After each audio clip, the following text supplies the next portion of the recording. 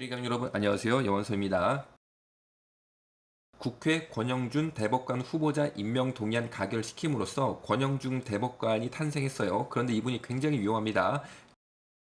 이분이 서울대 법학전문대학원 교수였는데 차별금지법과 관련해서 기본적으로 그 취지에 공감한다라고 공개 발표한 사람이에요.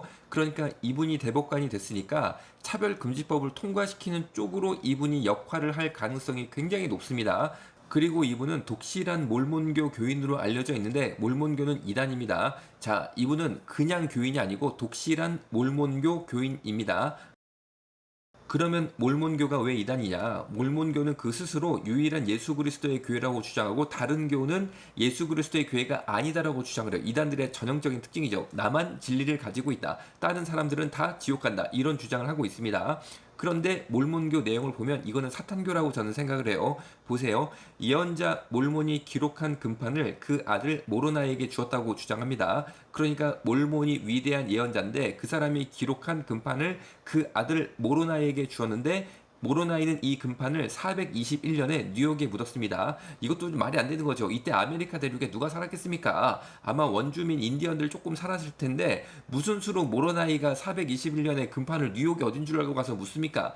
그런데 어쨌든 간에 이 다음에 굉장히 중요한 얘기예요. 모로나이가 부활을 합니다. 부활한 모로나이가 조셉 스미스를 찾아가서 이 금판을 알려줘서 조셉 스미스라는 사람이 1823년에 이 금판들을 발견해서 몰몬교가 생겼다라는 거예요. 그러니까 성경으로 비춰봐서 영분별을 해야 됩니다. 부활하신 그리스도는 예수님 한 분인데 몰몬교는 모로나이 부활 그리스도를 주장을 하는 거예요. 그런데 여러분 성경을 보십시오. 부활한 그리스도는 예수님 한 분인데 어떻게 모로나이가 부활한 그리스도가 됩니까? 몰몬교는 분명히 악한 마귀 사탄의 영으로부터 시작된 종교라는 의견을 저는 분명히 가지고 있어요. 그런데 어쨌든 조셉 스미스는 부활한 모로나이를 만나고 1823년 이 금판들을 발견했다라고 주장을 하는데 몰몬교는 이 금판인 몰몬경과 함께 살아있는 예언자들이 뭐냐면 몰몬교의 3명의 최고 지도자들입니다. 그러니까 몰몬교는 3명의 최고 지도자들이 있는데 이 사람들이 살아있는 예언자들이라고 생각을 하고 지속적인 하나님의 계시를 받는다라고 생각해서 이 3명의 최고 지도자들이 받는 하나님의 직통 계시 있잖아요. 이것이 성경과 동등한 권위로 받아들입니다. 그리고 몰몬교는 이 최고 지도자들 3명의 지시에 절대 순종하는 것이 몰몬교입니다. 그러니까 권영준 대법관 후보자도 이 3명의 최고 몰몬교 지도자들이 권영준 대법관 너 이렇게 그러면은 절대 순종하는 게 몰몬교라는 거죠. 얼마나 위험하니까. 대한민국의 헌법 체계가 정말로 이 사이비 2단 3명의 최고 지도자들이 하나님이 나한테 직통 계시 주는 거 알지? 내 말이 성경이랑 동등한 바로 그 하나님의 순전한 말씀인 거 알지? 너 순종해. 그러면 순종하는 게 몰몬교고 권영준 대법관이 정말로 그런 교를 믿는 사람이라는 거죠. 그런데 여러분 완전한 하나님의 계시는 성경입니다. 아니 여러분 성경이 유일한 권위지 성경과 동일한 계시를 내가 받아가지고 성경과 동일한 권위를 가진다 이런 말하는 게 바로 이단이라는 거죠. 저는 어떻게 서울대 법대 졸업하시고 서울대 교수까지 한 법대 교수님이 이런 거를 믿고 따라가는지 이해가 안 됩니다. 그리고 본인이 따라가는 거 본인 문제라고 생각을 할게요. 이런 분들이 어떻게 대한민국의 대법관이 됩니까? 30년 이상 몰몬교 다녔던 몰몬교 선교사인 분이 쓴 몰몬교의 민낯이라는 글이 있습니다. 여기서 이런 예가 설명되고 있습니다.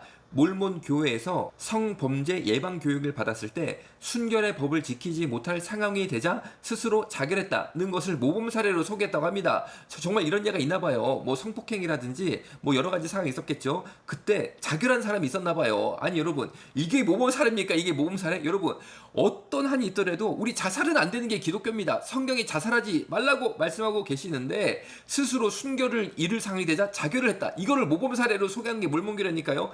그 이후에 하나님은 여인의 순결을 기뻐하심이라 라는 인용 문구가 확 띄어졌다고 합니다. 여러분 이게 바로 몰몬교 3명 최고 지도자들이 받았다라는 직통 계시예요. 이게 성경과 동일한 권위라서 이것을 다 순종해야 된다는 겁니다. 여러분 어떻게 자살시키는 게 하나님 말씀일 수가 있냐는 거죠. 그러면 권영중 대법관이 몰몬교 독실한 신자로서 왜 차별금지법을 찬성하고 거기에 대해서 동조를 하고 확 밀어붙이려는 그런 마음이 있는 것 아닌가라는 생각까지 하고 있는데 왜 그럴까라는 의구심 의구심을 제가 가졌는데 이런 이유라고 저는 의견을 가지고 있어요. 뭐냐면은 차별금지법이 세 가지를 굉장히 옹호조장합니다. 첫 번째가 동성애. 동성애는 성적 지향이라는 문구로 차별금지법이 들어가 있어요. 두 번째는 이단입니다. 이단은 종교라는 이유로 차별금지법에 들어가 있는데 두 가지만 설명을 드릴게요. 그 중에 이단 문제만 설명을 드리겠습니다. 물론 몰몬교에 대해서 제가 명예훼손이나 모욕을 하면 제가 처벌받습니다. 그런데 차별금지법이 뭐냐면 이런 몰몬교의 말도 안 되는 주장에서 야 그게 말이 되냐? 아니 예수 그리스도가 부활하신 분 딱 한 분이지 무슨 모로나이가 부활을 하냐? 이거 악한 사단이다. 내가 볼 때 하나님의 영이 아니고 악한 영이다. 이런 주장을 저는 당연히 합니다. 왜? 성경이랑 영분별을 해보니까 저는 그렇게 분명히 의견을 갖고 있다는 거죠. 그런데 제가 이런 말 하면 몰몬교가 저를 차별금지법으로 고소를 합니다. 아니 왜 우리 기분 나쁘게 왜 우리의 부활한 모로나이가 그리스도인데 왜 모로나이를 악한 마귀 사탄의 영이라고 해? 염한섭 원장 기분 나쁜데 너 소송 차별금지법 징벌적 손해배상 징벌적 손해배상금 최소 금액이 500만 원입니다. 그런데 몰몬교인 1000명이 공동 소송을 하게 되면 1000명 곱하기 500만 원은 50억. 그러니까 염한섭한테 50억 징벌적 손해배상을 물리는 거죠. 그러면 제가 이거 억울하다 항고를 합니다. 항고를 딱 하면 어떻게 됩니까? 최종적으로 대법원까지 가면은 권영준 대법관이 이걸 또 판결을 내리네. 그러면 당연히 몰몬교한테 유리하게 판결을 내리겠죠. 여러분 저는 이 나라가 제발 정상적으로 정말 하나님의 뜻 가운데 잘 되기를 기도합니다. 아니 그런데 여러분 정말 저는 이거 아닌 것 같은데요. 여러분 우리 기도합시다. 기도해서 그 무엇보다도 크신 하나님의 능력이 대한민국 대법원을 지키고 보호하시기를 간절히 기도합시다. 오늘 여기서 마치겠습니다. 감사합니다. 이건 진짜 사랑이 아니야. 한낱 즐거움에 이성 없는 선택이 비극이 될 줄은 몰랐어.